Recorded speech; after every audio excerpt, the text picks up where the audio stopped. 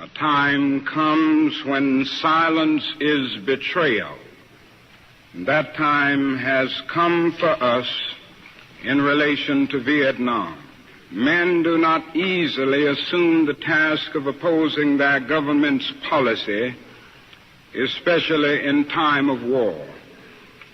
Nor does the human spirit move without great difficulty against all the apathy of conformist thought within one's own bosom and in the surrounding world.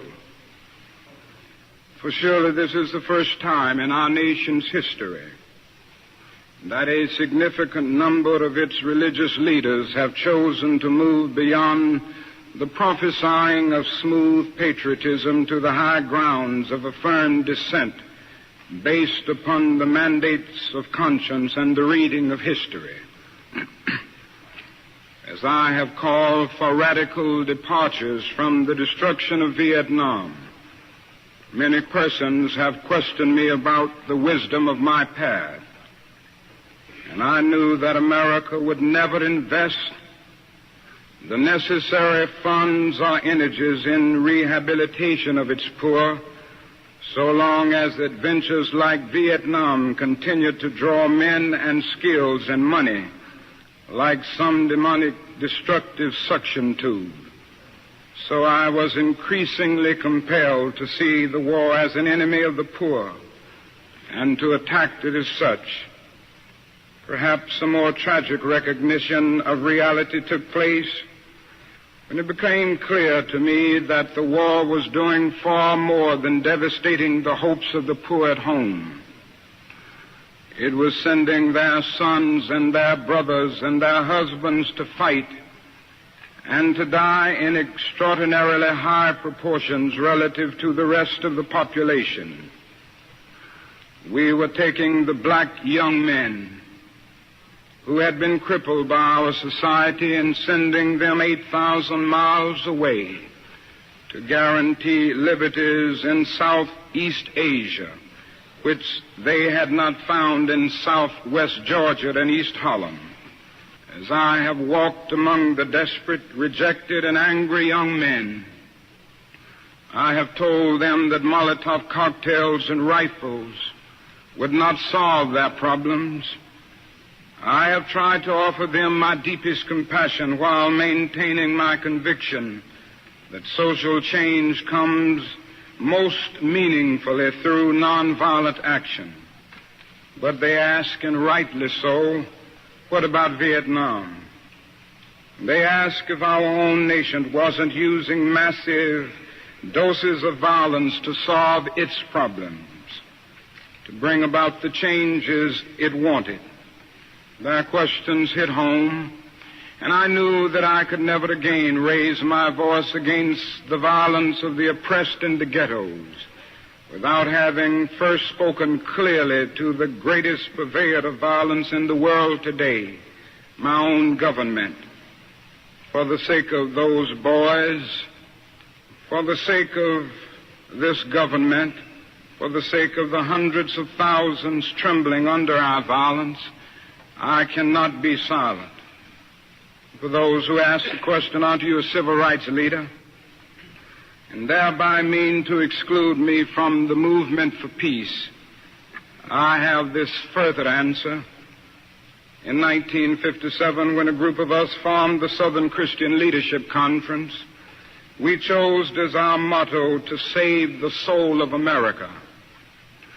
We were convinced that we could not limit our vision to certain rights for black people, but instead affirmed the conviction that America would never be free or saved from itself until the descendants of its slaves were loosed completely from the shackles they still wear.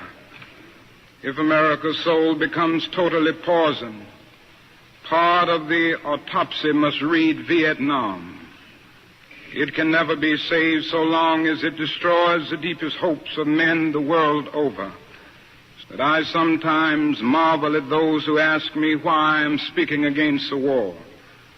Could it be that they do not know that the good news was meant for all men, for communists and capitalists, for their children and ours, for black and for white, for revolutionary and conservative. And as I ponder the madness of Vietnam and search within myself for ways to understand and respond in compassion, my mind goes constantly to the people of that peninsula. I speak now not of the soldiers of each side, not of the ideologies of the Liberation Front, not of the hunter in Saigon, but simply of the people who have been living under the curse of war for almost 3 continuous decades now. I think of them, too, because it is clear to me that there will be no meaningful solution there until some attempt is made to know them and hear their broken cries. The image of America will never again be the image of revolution, freedom, and democracy, but the image of violence and militarism, unquote. If we continue, there will be no doubt in my mind and in the mind of the world that we have no honorable intentions in Vietnam. If we do not stop our war against the people of Vietnam immediately, the world will be left with no other alternative than to see this as some horrible, clumsy, and deadly game we have decided to play. The world now demands a maturity of America that we may not be able to achieve. It demands that we admit that we have been wrong from the beginning of our adventure in Vietnam, that we have been detrimental to the life of the Vietnamese people. The situation is one in which we must be ready to turn sharply from our present ways. The war in Vietnam is but a symptom of a far deeper malady within the American spirit. And if we ignore this sobering